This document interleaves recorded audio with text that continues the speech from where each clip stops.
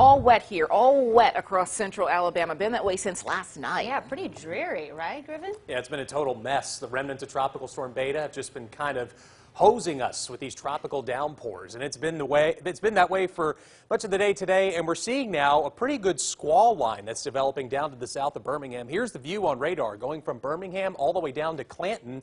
A pretty well-defined line of heavy rain that is producing some gusty winds as well. Here's the full screen look at the radar. Again, down from Birmingham all the way down through Chilton County, we've got this squall line as the remnants of Beta pass through. Here's a closer look at that heavier downpours now in Chilton County, coming down really hard in Maplesville right now and going up towards Wilton and Alabaster. Some heavy downpours here as well. Going back up into the metro, Bessemer, Hueytown, seeing some heavy downpours here as well. We may see some 30 to 40 mile per hour wind gusts, but thankfully none of those winds within the line are currently severe. From now until around 9 p.m. tonight, we'll have to keep a close eye on our southern counties because we may encounter just enough unstable air to produce more of these gusty winds. Can't completely rule out the risk of a spin-up tornado, but that threat is very low at just 1 out of 5 on our severe risk scale.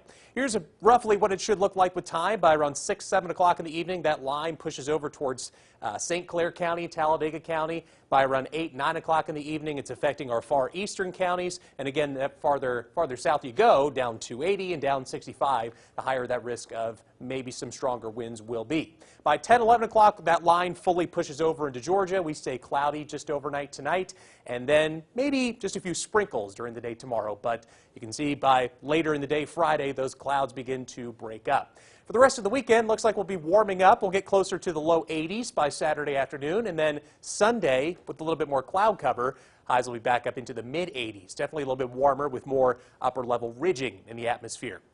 As we go into next week, it looks like our next cold front will be arriving on Tuesday. That should bring our lows back down into the 50s.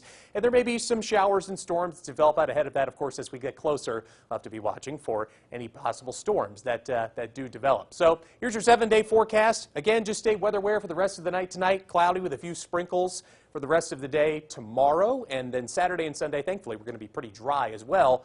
Again, that next cold front passes through on Tuesday. Beyond that, lows back down into the 50s and staying sunny for the second half of much of next week.